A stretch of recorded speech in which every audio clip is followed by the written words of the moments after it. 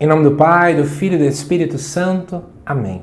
Amados irmãos e irmãs, é com muita alegria que nós estamos aqui para juntos estudar e meditar a primeira leitura que a Igreja nos apresenta para esta Segunda-feira Santa.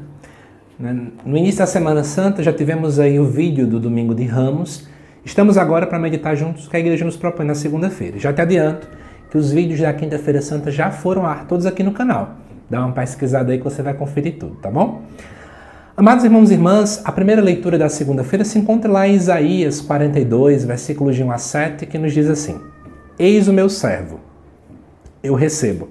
Eis o meu eleito, nele se compraz minha alma. Pus meu espírito sobre ele, ele promoverá o julgamento das nações. Ele não clama nem levanta a voz, nem se faz ouvir pelas ruas. Não quebra uma cana rachada, nem apaga um pavio que ainda fumega, mas promoverá o julgamento para obter a verdade. Não esmorecerá, nem se deixará abater, enquanto não estabelecer a justiça na terra. Os países distantes esperam seus ensinamentos. Isto diz o Senhor Deus, que criou o céu e o estendeu.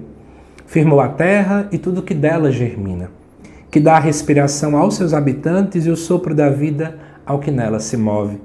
Eu, Senhor, te chamei para a justiça e te tomei pela mão.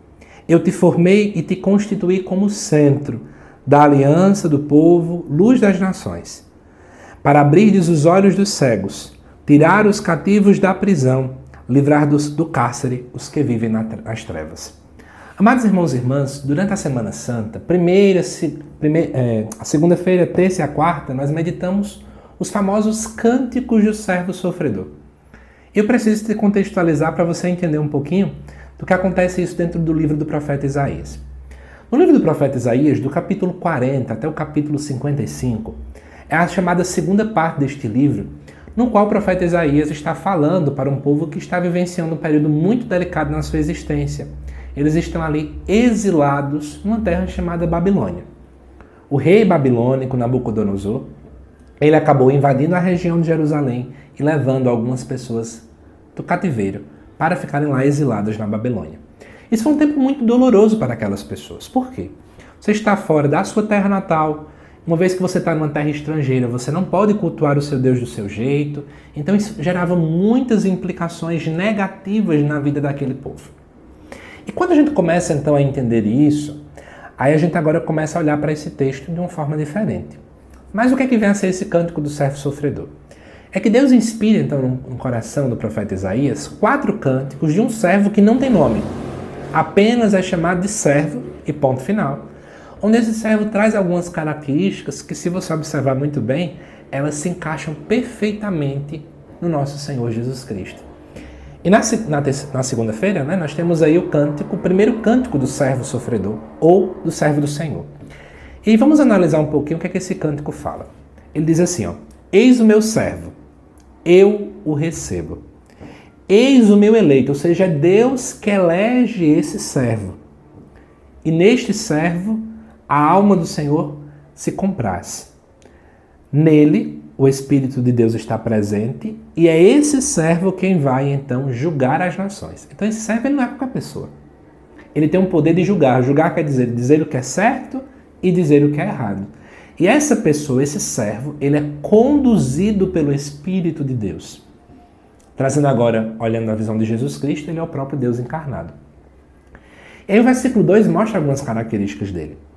Ele não clama nem levanta a voz, ou seja, diferentemente do que as pessoas imaginam, que pensam que alguém que é líder precisa levantar a voz, precisa ter tirania, precisa ser quase um ditador, ele não tem essa característica. Ele não se faz ouvir nas ruas, ou seja, ele é muito calado, ele é mais pacífico, por incrível que pareça. Ele não quebra cana rachada, não apaga pavio, enfim. Não faz nada daquilo que todo mundo pensa, porque na verdade, e aí eu já vou te explicando isso, quando o povo de Deus pensava na visão do Messias, a visão que aquele povo tinha é que o Messias vinha quase como um grande chefe de Estado, que vinha para dominar as pessoas, com grande artilharia militar, por exemplo. Muita gente pensava neste caminho. E aí, de repente, quando nós olhamos para Jesus Cristo, nós vemos um homem que é calado, um homem que ama os excluídos. Então, parece que é o oposto, tá percebendo? E aí, mesmo com toda essa realidade, ele diz no versículo 3, mas ele promoverá o julgamento para obter a verdade. Ou seja, o mais importante deste servo é porque ele traz a verdade à tona. Não é? Ele não se deixa abater enquanto não estabelecer a justiça na terra, porque essa é a missão dele, estabelecer a justiça. Né? E aí, volta o texto, versículos 6 e 7, dizendo assim: Eu, Senhor, te chamei para a justiça, eu te tomei pela mão, eu te formei, te constituí como centro da aliança, para fazer o quê? Abrir os olhos dos cegos, tirar os cativos da prisão, livrar do cárcere os que vivem nas trevas. Eis a grande missão de Jesus. Quantas e quantas cegueiras aquele povo naquele tempo tinha, e Jesus veio abrir os olhos. Quantas pessoas viviam presos, especialmente no pecado, e Jesus vem tirar dessa grande prisão que o pecado traz. Mas, amados irmãos e irmãs, eu acho interessante, eu anotei aqui 2 tópicos que a gente precisa pensar, é que quando eu olho para esse cântico do servo sofredor, eu percebo uma pedagogia do silêncio e da presença ao mesmo tempo. A grande pedagogia de Deus, a grande estratégia didática de Deus conduzir o mundo é através do silêncio, mas um silêncio que é presença. Quantas e quantas vezes nós achamos que Deus está distante porque parece que Ele não fala nada, mas é aí mesmo que Ele se encontra. Quanto mais calado Deus parece estar, mais presente Ele se encontra em nosso meio. E ao mesmo tempo, até anotei, nós estamos vendo aqui uma espiritualidade da compaixão. Sabe por quê?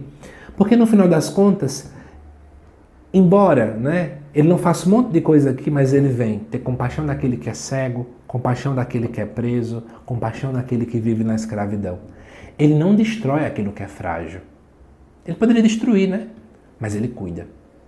Eu estava lendo uma notícia em rede social, algumas pessoas falando de algumas políticas, vou usar a expressão política pública, que muitas e muitas vezes parece que vem com a ideia de limpar a sociedade.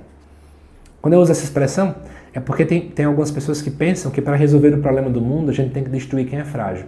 Então eu vou destruir quem é pobre, eu vou destruir quem tem algum problema, só assim eu preciso de menos hospitais, eu preciso de mais políticas que ajudem aquele que é pobre, por aí vai. Essa visão ela é o oposto do que Deus pensa. Deus nunca pensou em destruir quem é frágil, mas em cuidar. Quanto mais frágil for, mais Deus cuida. Não é que Deus não cuide de quem não é frágil, mas é porque Ele entende que cada um tem uma necessidade específica. E aí eu começo a pensar, será que nós estamos ignorando os frágeis? Pensando na dinâmica da Semana Santa, quantas pessoas também são crucificadas nos tempos de hoje? Será que nós estamos também acolhendo o Cristo crucificado que grita nas nossas ruas, grita em nossa sociedade?